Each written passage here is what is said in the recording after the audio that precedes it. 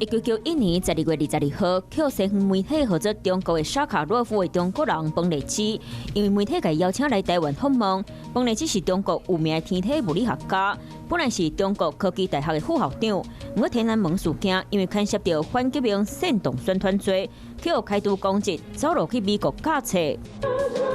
1996年12月22號，前總統蔣經國第三個後生蔣浩勇，因為是導癌惡化，活到48歲。蔣浩勇在咧早年有一段時間放棄政治，在咧做生理。阿爸爸蔣經國過身了後，捌參加過國民黨中央委員選舉，不過當選了後，率請長假出國進修，規個歲搬去加拿大，尾仔嘛摕到加拿大的國籍。